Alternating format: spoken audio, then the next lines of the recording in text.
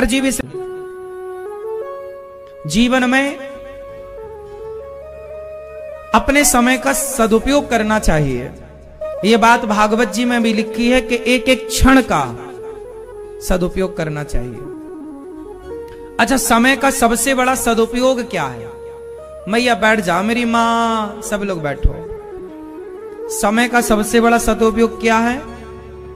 हमारे भैया श्री संतोष जी कथा सुन रहे हैं, अपने परिवार को कथा सुना रहे हैं, साल भर काम करते हैं, पैसा कमाते हैं, बिजनेस व्यापार करते हैं, पर उस साल भर में से 7 दिन निकालकर भगवान की सेवा में, भगवान के चरणों में अपने आप को समर्पित कर देते हैं। यही है गृहस्थ जीवन। इन्होंने अपनी 21 पीढ़ी तार ली, जाने अनजाने में इनके पिता, दादा, परदादा यदि किसी कारण यदि उनका मोक्ष नहीं हुआ होगा तो भागवत के पुण्य से उनका मोक्ष हो जाएगा। यदि उनका हो चुका है तो आने वाले बच्चों का जो भविष्य है वो इस पुण्य, देखो पाप का फल मिलता है उसी तरह पुण्य का फल भी मिलता है। ना तो किया गया पाप व्यर्थ जाएगा, ना तो किया गया पुण्य व्यर्थ। पाप और पुण्य दोनों पत्थर की लकीर होती है, किया भोगना ही पड़ेगा। पाप भी भोगना पड़ता है और पुण्य भी भोगना पड़ता है। इसलिए हर पाप से बचना है और हर पुण्य को करना है, हर अच्छे कार्य करना है, हर बुरे कार्य से बचना। हमारे भैया श्री राजेश अग्रवाल जी जो मेरठ से आए हैं, आप श्री ने वृद्ध माओं के लिए बेड दिए हैं। बेड की पूरी सेवा आपने ली है। आश्रम में जितने बेड वृद्ध माओं के लिए वो आपकी तरफ से, बहुत सारी सेवाओं से आप आश्रम की सेवाओं से जुड़े हैं और बहुत लगन से, बहुत अच्छे से आप, भगवान ने आपको योग्य बनाया है। और भगवान इतना योग्य बनाए, इतनी कृपा देखो भागवत जी इन्होंने कराई और खूब पानी बरसा। सबने कहा कि पानी बरस रहा है, हमें लगा नहीं ये पानी नहीं, ये तो कृपा बरस रही थी भगवान जी की। और उसका परिणाम भी हुआ कि कथा के बाद से भगवान की कृपा से कारोबार बढ़ा है, भगवान की कृपा से सब कुछ बढ़ते क्रम में रहा है। भागवत का पुण्य मिलकर रहेगा रहेगा रहेगा, जाएगा कहीं नहीं। जो आपने पुण्य किया, महाभारत में एक छोटी सी कथा है। महाभारत में कथा है कि धर्मराज युधिष्ठिर ने यज्ञ किया। भगवान श्री कृष्ण ने उस यज्ञ में सबकी सेवा की और खाए हुए की पत्तल उठाने की सेवा भगवान श्री कृष्ण ने ली थी कि उसमें जो भी भक्त ब्राह्मण खाएंगे उनके पत्तल उठाने की सेवा भगवान, चरण धुलने की सेवा भगवान ने ली। अर्जुन ने कहा प्रभु हमें कैसे पता लगेगा कि हमारा यज्ञ सफल हो गया? भगवान ने घंटा बांध दिया। बोले जब ये घंटा अपने आप बंध जाए, बजने लग जाए तो समझ लेना कि आपका यज्ञ पूरा हो गया। अब पूरा यज्ञ हो गया, हजारों लाखों लोग खा गए, सबको दान दक्षिणा हो गई, पर घंटा नहीं बजा। युधिष्ठिर जी ने पूछा कन्हैया ये घंटा तो बजा नहीं। भगवान बोले कि अभी यज्ञ पूरा हुआ नहीं, जाओ कोई भूखा है पकड़ के लाओ। चारों तरफ खोज कराई, कौन भूखा रह गया? तो एक जंगल में संत जी भूखे थे। बोले जब ये खाएंगे तब यज्ञ पूरा। देखिए एक व्यक्ति भी भूखा रह जाएगा तो यज्ञ पूरा नहीं होगा। इसलिए गौरी गोपाल आश्रम में ऐसी व्यवस्था है एक व्यक्ति भी भूखा ना रह जाए, सबके लिए। अभी रसोई में जगह कम पड़ रही है, भक्तों को थोड़ा लाइन लगानी पड़ती है। बहुत जल्दी अब यहाँ गौरी गोपाल भगवान की रसोई इस वाले आश्रम में शिफ्ट हो जाएगी। यहाँ बड़ी जगह है, यहाँ ज्यादा लाइन नहीं लगानी पड़ेगी, जल्दी जल्दी सेवाएं। क्या करें, जगह कम थी तो उसमें ही करना पड़ा। अब भगवान की कृपा से ये गौरी गोपाल भगवान की रसोई यहाँ पर शिफ्ट हो जाएगी बहुत जल्दी, ताकि यहाँ पर भोजन होना स्टार्ट हो जाए। हम तो आप सबकी सेवा में लगे ही हैं। एक व्यक्ति भूखा रह गया तो यज्ञ पूरा नहीं हुआ। अब सब पांडव गए, महाराज जी चलिए प्रसाद पाइए हमारे घर। संत जी ने कहा नहीं, हम तुम्हारे बुलाने से नहीं जाएंगे। अच्छा फिर कैसे जाएंगे? बोले हमें लेने द्रौपदी आए। द्रौपदी आई, महाराज जी चलिए भोजन करिए, आपके बिना यज्ञ पूरा नहीं हो रहा है। संत जी बोले हम भोजन एक शर्त पर करेंगे, हमें 500 यज्ञ का पुण्य चाहिए। पहले 500 अश्वमेघ यज्ञ का पुण्य। द्रौपदी बोली अभी तो एक ही पूरा नहीं हो रहा है आपके खाए बिना, अब 500 का कहां से लाएं।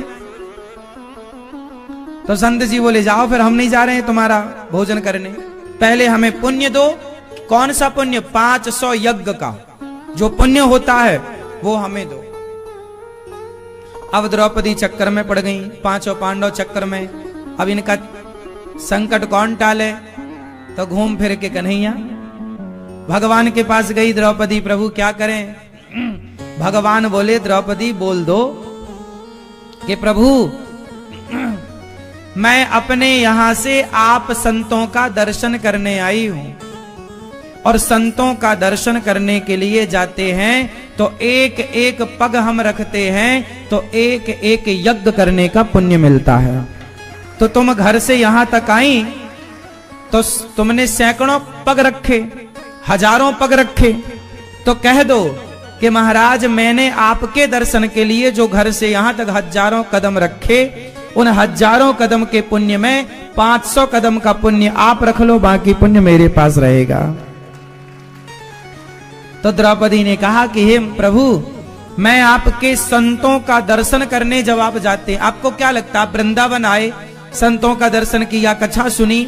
अरे आपने कथा भले ना सुनी, आप भले आए और चले गए, लेकिन धाम के लिए, वृंदावन के लिए, बिहारी जी के लिए, संतों के दर्शन के लिए आपने जितने कदम रखे घर से यहां तक, वो एक एक पग में एक एक यज्ञ का पुण्य आपके नाम है।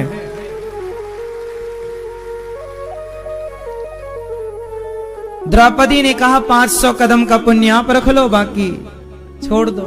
संत जी ने गदगद होकर कहा देवी हम तुम्हारे इस पुण्य से प्रसन्न हैं कि तुमने संतों को इतना श्रेष्ठ माना, संतों का सम्मान किया। संत ने जाकर प्रसाद पाया, यज्ञ पूरा हुआ। कुल मिलाकर ये कथा ये कहती है कि आप वृंदावन आए, आपकी वजह से कोई वृंदावन आया और आपकी वजह से किसी को भोजन मिला, तो ये समझो ये सारा पुण्य है और ये पुण्य का फल मिलकर रहेगा। इसलिए पुण्य करने का मौका मिले तो छोड़िए मत, क्योंकि हम पाप तो करते ही हैं, पाप तो होते ही हैं, पाप करना नहीं पड़ता, वो हो जाते हैं, पुण्य करने पड़ते हैं। तो आप सभी पुण्यात्मा हैं कि धाम में बैठे भगवान की कथा सुन रहे हैं। कल हम लोगों ने कथा में सुना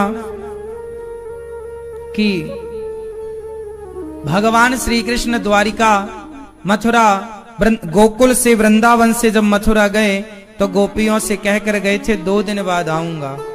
आज 2 दिन क्या कई महीने बीत गए, भगवान नहीं आए। तब भगवान की याद में जब गोपियां रोई तो भगवान ने उद्धव जी को भेजा। क्या होती प्रतीक्षा है,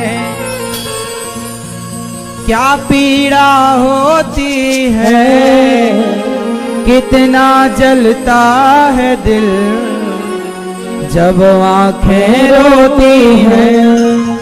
बहेंगे आंसू तो ये जानोगे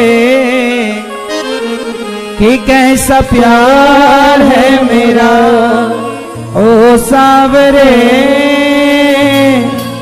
ओ सावरे, ओ सावरे, ओ सावरे। उद्धव जी कुछ बोल ही नहीं पाए, समझाने गए थे पर खुद समझ गए कि प्रेम से बड़ा ज्ञान नहीं है। राधा रानी के चरणों में लौटकर, माँ यशोदा के चरणों में लौटकर माँ को प्रणाम करके ज्ञानी उद्धव ब्रजरज में लौटने लगे। ब्रजरज में लौट कर यमुना जल कर पान, राधे राधे रटत ही या तन सो निकले प्राण। उद्धव जी ब्रजरज में लौटने लगे। कहा हमें भी लता पता बना दो, वृंदावन के वृक्ष को मर्म न जाने कोई, डाल डाल और पात पात में राधे राधे हो। बनोगे राधा तो ये जानोगे कि कैसा प्यार है मेरा। राधा के प्रेम को समझने के लिए राधा बनना पड़ेगा। बिना राधा बने हुए भला राधा को कौन जान सकता है। उद्धव जी ब्रज रज में लौट कर आए, भगवान ने ब्रज मंडल का दर्शन कराया। उद्धव जी बोले प्रभु आपसे प्रेम करने वाली गोपियां तो ब्रज में हैं, आप चलिए। भगवान बोले जो ब्रज गोपियों को तुम ब्रज में देख कर आए वो ब्रज मेरे हृदय में बसता है। अपने हृदय में ब्रज का दर्शन भगवान ने कराया। उद्धव जी से कहा